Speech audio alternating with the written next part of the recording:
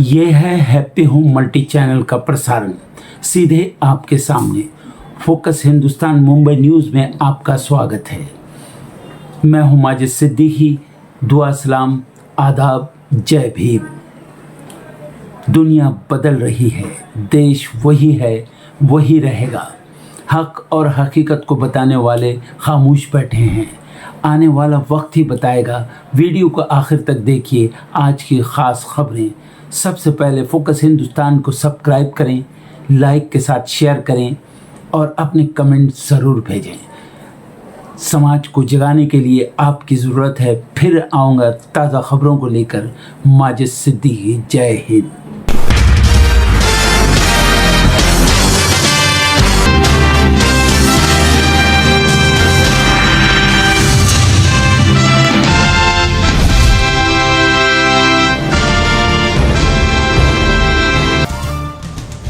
राज्यसभा जाने की तैयारी में नीतीश कुमार एक्स पर पोस्ट कर दी जानकारी। लिखा, नई सरकार को मिलता रहेगा मेरा मार्गदर्शन। नीतीश कुमार के राज्यसभा जाने को लेकर बिहार में बवाल। सीएम हाउस के बाहर जेडीयू कार्यकर्ताओं ने की नारेबाजी। कहा, नीतीश को जनादेश के मुताबिक बने रहना चाहिए सीएम। जेडीयू कार्यकर्ताओं ने केंद्रीय मंत्री ललन सिंह को बताया जयचंद। नीतीश के खिलाफ लगाया साजिश का आरोप। ललन सिंह ने आरोपों से झाड़ा पल्ला। नीतीश कुमार को मुख्यमंत्री पद से हटाए जाने की चर्चा पर नाना पटोले का बयान। बीजेपी पर लगाया साथी दलों के साथ धोखाधड़ी का आरोप। कहा, बिहार चुनाव जीतने के बाद अब किनारे किए जा रहे हैं नीतीश। तेजस्वी यादव ने नीतीश कुमार को लेकर दिया बयान। बोला, हमने पहले ही कहा था बीजेपी उन्हें समाप्त कर देगी। बोले, बीजेपी लाना चाहती है अपना रबर स्टैंप वाला सीएम। खाड़ी युद्ध और तेल सप्लाई पर राहुल गांधी ने जताई चिंता। होर्मुज स्ट्रेट से आयात रुकने का जताया डर। पीएम मोदी पर स्ट्रेटेजिक आजादी से समझौता करने का लगाया आरोप। एनसीपी एसपी के नेता रोहित पवार का सनसनीखेज दावा। बोले, ईरान और इराक ने दी थी एकनाथ शिंदे के विमान को मार गिराने की चेतावनी। 2023 के दावोस दौरे के दौरान सुरक्षा में बड़ी चूक का लगाया आरोप। राज्यसभा चुनाव के लिए कांग्रेस ने जारी की उम्मीदवारों की लिस्ट। अभिषेक मनु सिंघवी और फूलो देवी नेताम को दोबारा मिला मौका। 16 मार्च को होंगे चुनाव। सीएम योगी के काले चश्मे वाले वीडियो पर अखिलेश यादव का तंज। आरती के दौरान चश्मा पहनने पर किया पोस्ट। कहा, ऐसा कर्म क्यों करते हो कि सबसे आंख चुरानी पड़े। फिनलैंड के राष्ट्रपति अलेक्जेंडर स्टब का भारत दौरा। दिल्ली के राजघाट पहुंचकर महात्मा गांधी को दी श्रद्धांजलि। द्विपक्षीय संबंधों को मजबूत करने की कवायद तेज।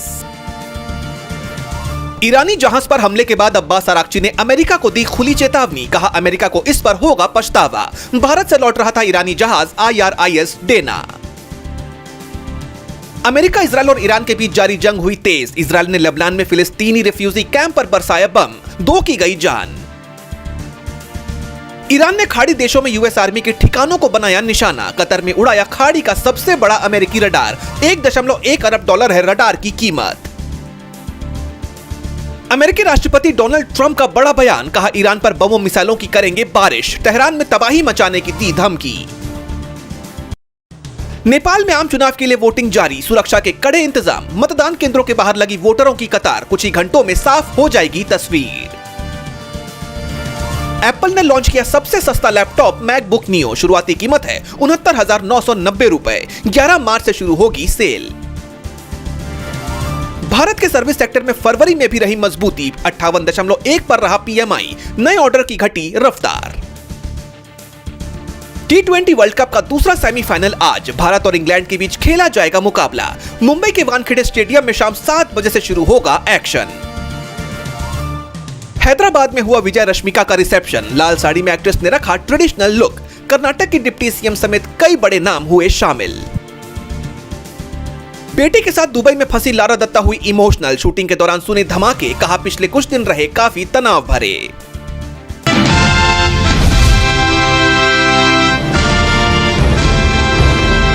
बिहार की राजनीति में अचानक बड़ा भूचाल आ गया है। सीएम नीतीश कुमार के राज्यसभा जाने की अटकलों के बीच पटना की सड़कों पर हाई वोल्टेज ड्रामा देखने को मिला। इस खबर को लेकर जेडीयू कार्यकर्ताओं ने सीएम आवास के बाहर विरोध प्रदर्शन शुरू कर दिया। जेडीयू कार्यकर्ताओं ने नाराजगी जाहिर करते हुए कहा कि निशांत कुमार को राज्यसभा भेजिए और नीतीश कुमार को वो काम जारी रखना चाहिए जिसके लिए लोगों ने उन्हें अपना जनादेश दिया है। निश्चित रूप से आक्रोशित है भाई। वोट मांगने गए थे हम लोग नीतीश जी के नाम पर। आवाज कह रहा है दूसरा कोई बनेगा तो क्या करेंगे हम लोग। हम लोगों ने गांव-गांव घर-घर घूम करके नीतीश जी के नाम पर वोट मांगा। महिलाओं ने नीतीश जी के नाम पर वोट किया, दलितों ने अति पिछड़ों ने रो करके वोट किया। सब खुश थे। कल कोई होली मनाया है। कई कार्यकर्ताओं ने इस फैसले का समर्थन किया तो कई फूट फूट कर रोने लगे और जेडीयू कार्यकर्ताओं ने अपनों पर ही उंगलियां उठा दी। कार्यकर्ताओं के निशाने पर पार्टी के बड़े रणनीतिकार हैं। सीएम हाउस के बाहर केंद्रीय मंत्री ललन सिंह और संजय झा के खिलाफ जमकर नारेबाजी हुई। गुस्साए कार्यकर्ताओं ने दोनों नेताओं को जयचंद यानी गद्दार तक कह डाला। उनका सीधा आरोप है कि पार्टी के अंदर बड़ी साजिश चल रही है। कुछ नेता अपने स्वार्थ के लिए नीतीश कुमार को राज्यसभा भेजकर दिल्ली का रास्ता दिखा रहे हैं और ये गुस्सा सिर्फ नारों तक सीमित नहीं रहा, माहौल वहां काफी तनावपूर्ण हो गया। इसी बीच जेडीयू के विधायक प्रेम मुखिया वहां पहुंच गए। भड़के कार्यकर्ताओं ने उनकी गाड़ी को चारों तरफ से घेर लिया। गाड़ी पर जमकर हाथ मारे गए। भारी विरोध देकर विधायक उल्टे पांव वापस लौट गए। जयचंद का ताना सुनने के बाद केंद्रीय मंत्री ललन सिंह ने भी बयान दिया। उन्होंने गेंद सीधा नीतीश कुमार के ही पाले में डाल दी। उन्होंने कहा, ये तो फैसला नीतीश कुमार जी करेंगे ना, इस पर आप हमसे प्रतिक्रिया क्यों पूछ रहे हैं? ये फैसला तो नीतीश कुमार जी माननीय मुख्यमंत्री जी को करना है। वो जहां भी जाना चाहेंगे, पार्टी उनकी बनाई हुई है, उनकी पार्टी है, जहां भी जाना चाहेंगे वो जाएंगे। कुछ लोगों ने तो यहां तक कह दिया है कि बिहार में महाराष्ट्र का मॉडल अपनाया जा रहा है। नीतीश को सीएम पद से हटाने की कोशिश तो बीजेपी की तरफ से पहले ही की जा रही थी और अब बीजेपी अपने इस प्लान में कामयाब होती दिख रही है। लेकिन क्या नीतीश कुमार से सीएम पद लेना बीजेपी के लिए इतना आसान रहने वाला है?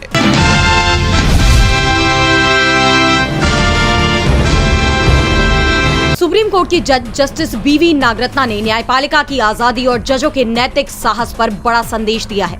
केरल हाईकोर्ट में जस्टिस टीएस कृष्णमूर्ति अय्यर स्मृति व्याख्यान को संबोधित करते हुए उन्होंने कहा कि जजों को फैसला सुनाते वक्त अपने करियर या प्रमोशन की चिंता नहीं करनी चाहिए। जस्टिस नागरत्ना ने साफ किया कि भले ही कोई फैसला अलोकप्रिय हो या उससे कार्यालय विस्तार पर असर पड़ता हो, इसके बावजूद जजों को अपनी शपथ और न्यायिक धर्म पर अडिग रहना चाहिए। सामूहिक हित के नाम पर निजी आजादी को कमजोर नहीं किया जा सकता। राज्य की दमनकारी शक्तियों को सामान्य बनाना असंवैधानिक है।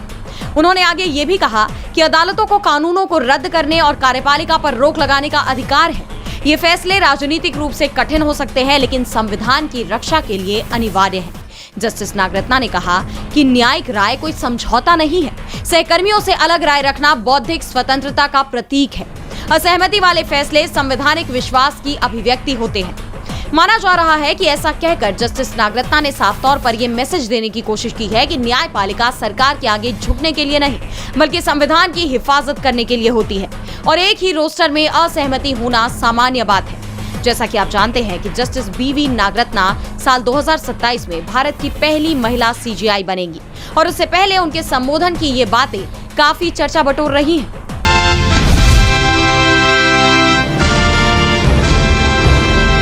अमेरिका, इजराइल और ईरान जंग के 5वें दिन भारत से लौट रहे एक ईरानी युद्धपोत IRIS डेना को श्रीलंका के पास हमला कर अमेरिका ने डुबा दिया, जिसमें अब तक 80 से ज्यादा ईरानी नौसैनिकों की जान जा चुकी है। ये युद्धपोत भारत में आयोजित इंटरनेशनल फ्लीट रिव्यू से घर लौट रहा था, तभी हमले का शिकार हो गया, जिसके बाद सवाल उठ रहे हैं कि पीएम मोदी ने अब तक इस पर चुप्पी क्यों साधी हुई है। IRIS डेना भारत का अतिथि था और इस तरह उस पर हमला हो जाना भारत की विदेश नीति पर कई सवाल उठाता है। इसी को लेकर कांग्रेस प्रवक्ता पवन खेड़ा ने एक्स पर लिखा कि भारत के अतिथि IRIS डेना एक ईरानी नौसैनिक जहाज को भारत के सामरिक आगमन में अमेरिका द्वारा टॉर्पीडो से उड़ा दिया गया, जबकि वो भारत द्वारा आयोजित इंटरनेशनल फ्लीट रिव्यू से घर लौट रहा था। बचाव अभियान का नेतृत्व कर रहे श्रीलंका का दावा है कि इसमें कम से कम 80 नाविक मारे गए हैं, जबकि लगभग 100 अन्य गंभीर रूप से घायल हैं या अभी भी लापता हैं। अब सवाल है कि क्या पीएम मोदी नैतिक साहस दिखाकर इसकी आलोचना करेंगे, ईरान के प्रति संवेदना व्यक्त करेंगे और श्रीलंका को बचाव और राहत प्रयासों में सहयोग देंगे, या इसके लिए भी वॉशिंगटन या तेल अवीव से अनुमति की जरूरत है। भारत से घर लौट रहे ईरानी युद्धपोत पर हुए इस हमले ने पीएम मोदी पर कई सवाल खड़े कर दिए हैं। अब देखना ये होगा कि पीएम मोदी अपनी चुप्पी कब तोड़ते हैं, क्योंकि अभी तक उन्होंने ईरान के सुप्रीम लीडर अली खामेनेई की जान जाने पर भी कोई प्रतिक्रिया नहीं दी है।